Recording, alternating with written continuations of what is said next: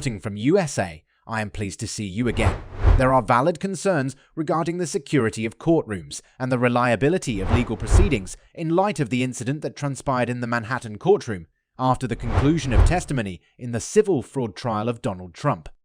The disturbance that necessitated the evacuation of New York Supreme Court Justice Arthur Engoron, among others, was caused by an unaffiliated party who set off a firecracker, used fire extinguishers, and caused commotion. Such occurrences highlight the susceptibility of legal proceedings to outside interference, particularly in high-profile instances such as Trump's civil fraud trial. Everything is going to be explained in this video. Please subscribe and enable notifications so that you can begin receiving our daily breaking news updates before I continue. I appreciate it. Please, in addition to endangering the lives of courthouse visitors, the current situation could also disrupt the orderly administration of justice. In order to prevent any injuries, it was crucial that law enforcement and courthouse officials responded quickly to contain the situation and ensure the safety of Judge Garan. But this incident shows how important it is to have strong security in courthouses. Judges, courtroom employees, attorneys, and members of the public must all feel safe in a secure setting.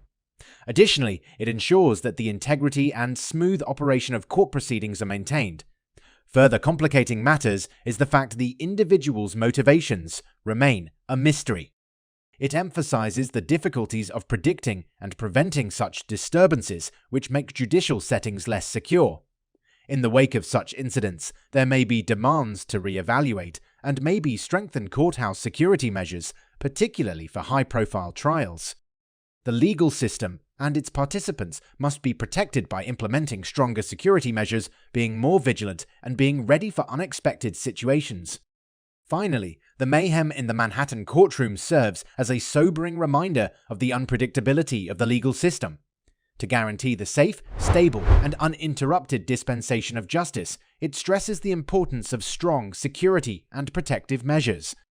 A number of lawsuits have been filed against the Republican presidential nomination, the most notable of which is the one filed by the New York Attorney General. Claims that Trump and other Trump Organization officials artificially inflated asset values to get preferential treatment from financial institutions center on this topic.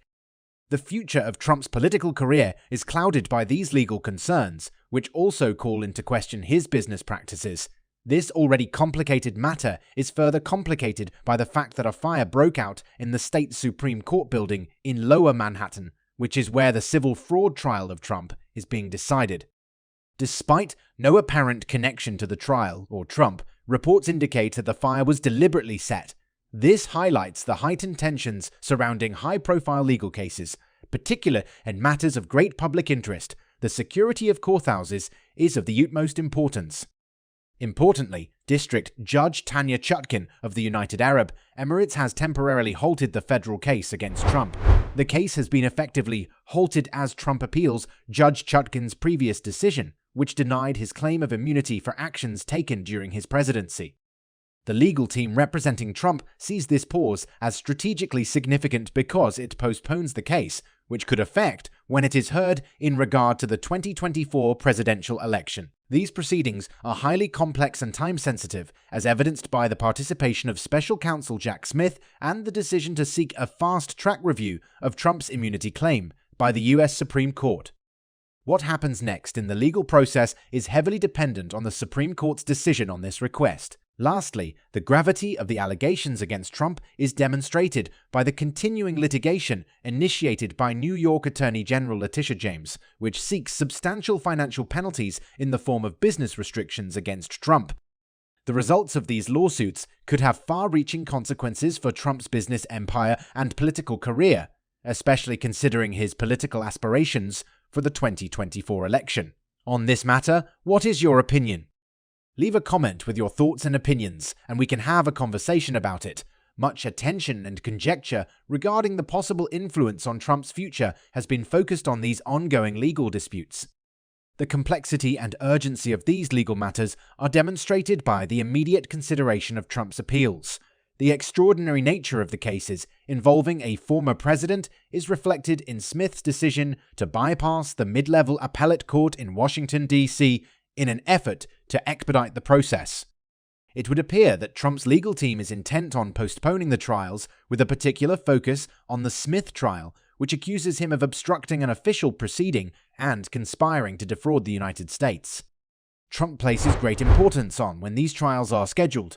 He may have a chance to affect the result of these federal cases if he can delay them until after the 2024 election and if he is re-elected president. The Supreme Court's decision to hear the case is encouraging, but it does not ensure that Trump will win.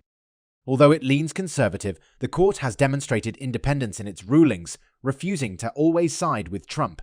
The upcoming legal battles are made more unpredictable by this dynamic. In conclusion, Trump's 24-hour political campaign and his legal troubles, which range from a fraud suit filed by the New York Attorney General to federal criminal indictments, are intricately related.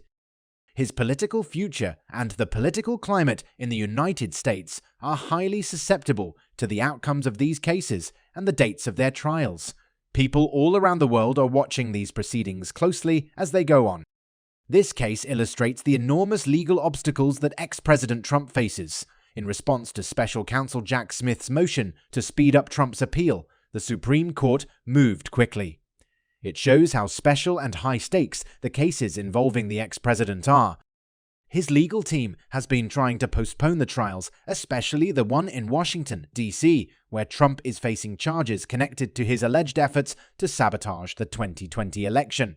His assertion of immunity from prosecution for acts committed during his presidency is at the heart of the appeal at hand. The judiciary's determination to move swiftly is on full display in Judge Tanya Chuk's confirmed stance as overseer of Trump's trial, which is set to commence in March. The court is treating these proceedings with the seriousness it deserves, as shown by her enforcement of a gag order and her refusal to move the trial date forward, even though Trump's legal team tried to move it back. An unusual but instructive development is the involvement of the Supreme Court, which avoids the typical appellate procedure. It appears that the nation's top court acknowledges the urgency of finding answers to these important legal questions. If the Supreme Court follows through with this decision, Trump's plan to use legal maneuvers to postpone the trials may fail. Given Trump's possible candidacy for president in 2024, his political ambitions are intricately linked to the ongoing legal battles.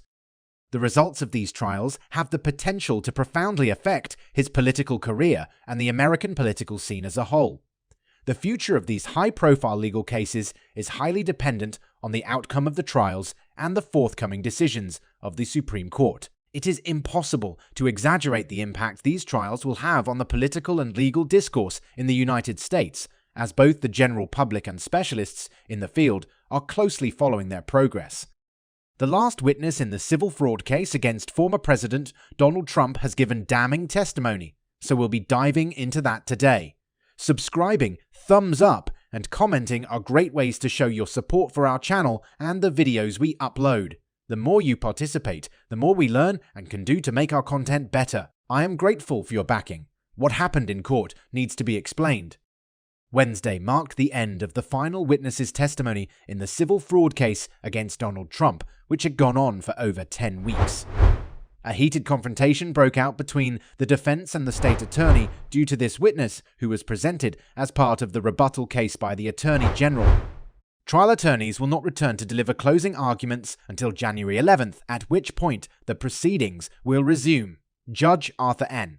Garon has indicated his intention to render a ruling by the end of January, indicating that this protracted legal dispute is drawing to a close. On this matter, what is your opinion? Leave a comment with your thoughts and opinions, and we can have a conversation about it.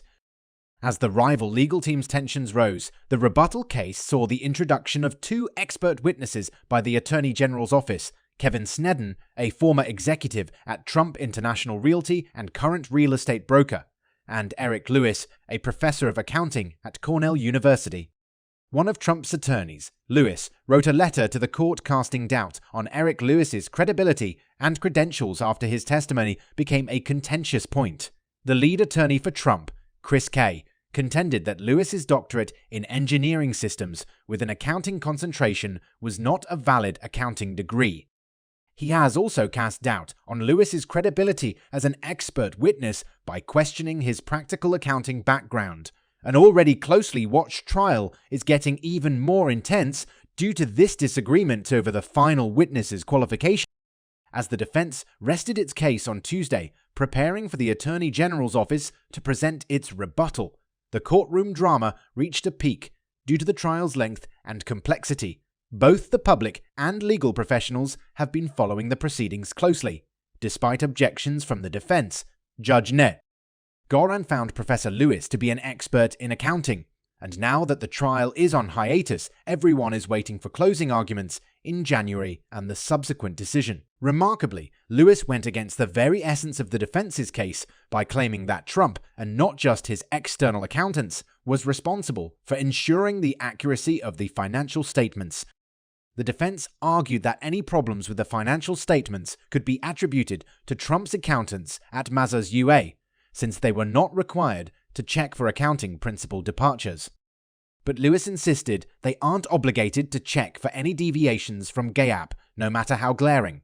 This shatters the defense's case and lends credence to the prosecution's assertion that Trump inflates his wealth on annual reports for financial gain. The attorneys representing Trump raised multiple objections during Lewis's testimony, raising doubts about his credentials and the validity of his rebuttal. During cross-examination, the defense sought to discredit Lewis by criticizing his credentials and reputation as a teacher. Even defense attorney Jesus Suarez perused RateMeProfessor.com evaluations written by Lewis's students, in which they cast doubt on the professor's ability to effectively teach. Lewis kept his cool and said that his teaching record proved his credibility despite the attempts to cast doubt on him. Meanwhile, feel free to leave your thoughts in the space provided. A thumbs up would be great if you thought this video was informative. Thank you for joining us on Reporting from Ukraine. We will see you again soon.